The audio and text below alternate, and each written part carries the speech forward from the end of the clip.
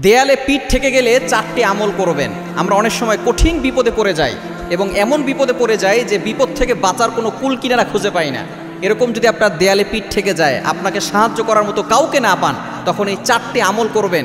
এই চারটি আমল আমি নিজে করে উপকার পেয়েছি এবং যাদেরকে বলেছি তারাও করে উপকার পেয়েছে।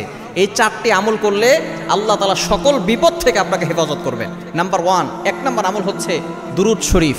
দুরুদ শরীফ যত বেশি পড়বেন তত বেশি টেনশন কমে যাবে, বিপদ দূর হবে, অভাব দূর হবে, চেহারা সুন্দর হবে, বালা মুসিবত দূর হবে, কিয়ামতের ময়দানে নবীজির সুপারিশ পাবেন। দুরুদের মতো ফজিলতপূর্ণ আমল আর নাই। এজন্য আল্লাহ পাক রব্বুল আলামিন নিজেই দুরুদের কথা বলে দিয়েছেন। 22 নম্বর পারার 5 নম্বর পৃষ্ঠার 4-5 নম্বর লাইন সূরা আহজাবের 56 নম্বর আয়াতে, ইন্নাল্লাহা ওয়া মালাইকাতাহু ইউসাল্লুনা আলান নবী ইয়া আইয়ুহাল্লাযীনা আমানু সাল্লু আলাইহি ওয়া সাল্লিমু তাসলিমা। আল্লাহ পাক রব্বুল আলামিন নিজে বলে দিয়েছেন যে তোমরা নবীর প্রতি দুরুদ পাঠ করো। 1 নম্বর, দুরুদের আমল যত বেশি করবেন তত বেশি বিপদ মুক্ত থাকতে পারবেন। নাম্বার 2, দ্বিতীয় নাম্বার হচ্ছে ইস্তেগফারের আমল। ইস্তেগফার, আস্তাগফিরুল্লাহ আস্তাগফিরুল্লাহ, এটা পড়তে কিন্তু অনেক কষ্ট হয় না। যত বেশি পড়বেন আল্লাহ টেনশন, দুশ্চিন্তা, বালা মুসিবত, কষ্ট, বিপদ সব দূর করে দিবেন।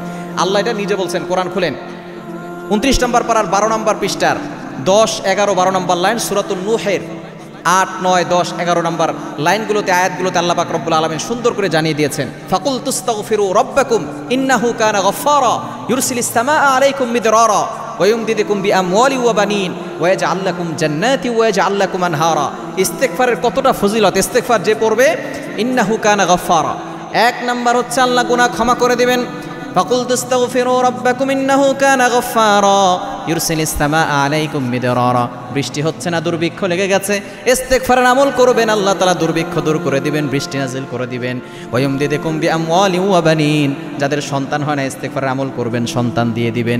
যাদের সম্পদ নাই, অভাবে আছেন, ইস্তেগফারের আমল করেন, আল্লাহ তাআলা অভাব দূর করে দিবেন। আল্লাহ পাক রব্বুল আলামিন ওয়া ইয়াজআল লাকুম জান্নাত ওয়া ইয়াজআল লাকুম আনহারা, জান্নাত দিবেন, জাহান্নাম থেকে মুক্তি দিবেন। সুতরাং ইস্তেগফারের ফজিলত অনেক বেশি। দ্বিতীয় নাম্বার আমল হচ্ছে ইস্তেগফার। 3 নাম্বার আমল হচ্ছে দোয়া ইউনুস।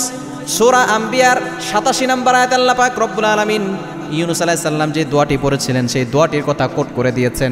এই দোয়াটি আমরা সকলেই জানি, লা ইলাহা ইল্লা আনতা সুবহানাকা ইন্নী কুনতু মিনাজ জালিমিন। ইউনুস আলাইহিস সালাম যখন পানির নিচে চলে গেলেন, মাছ তাকে খেয়ে ফেলেছে, 3টা অন্ধকারের ভিতরে চলে গেছেন। 1 নাম্বার হচ্ছে রাতের অন্ধকার, 2 নাম্বার পানির নিচের অন্ধকার, 3 নাম্বার মাছের পেটের ভিতরের অন্ধকার। 3টা বিপদে যখন পড়লেন তিনি এই দোয়াটা পড়লেন, আল্লাহ পাক রব্বুল আলামিন সাথে সাথে সাহায্য করলেন। 40 দিন পরে তাকে বের করে দিলেন এবং আগের থেকে তিনি সুস্থ হয়ে গেলেন। এজন্য অবশ্যই বিপদে পড়লে 3 নাম্বার আমল আপনি পড়বেন, লা ইলাহা ইল্লা আনতা সুবহানাকা ইন্নী কুনতু মিনাজ জালিমিন। 4 নাম্বার আমল হচ্ছে আল্লাহর গুণবাচক একটি নাম। আল্লাহর গুণবাচক নাম পরে দোয়া করলে আল্লাহ কবুল করেন। আল্লাহ নিজে বলছেন 9 নম্বর পারা 13 নম্বর পৃষ্ঠা 4 নম্বর লাইন, সূরা আরাফের 180 নম্বর আয়াত, ওয়ালিল্লাহিল আসমাউল হুসনা ফাদউহু বিহা। আল্লাহর গুণবাচক নাম পরে দোয়া করলে সাথে সাথে আল্লাহ কবুল করেন। সুতরাং 4 নম্বর আমল হচ্ছে আল্লাহর গুণবাচক নাম ইয়া জাল জালালি ওয়াল ইকরাম। এই 4টা আমল যদি আপনি করতে পারেন, আল্লাহ পাক রব্বুল আলামিন দেয়ালে পিঠ থেকে গেছে, কঠিন বিপদে পড়ে গেছেন, এই 4টে আমল করবেন, আল্লাহ সকল বিপদ দূর করে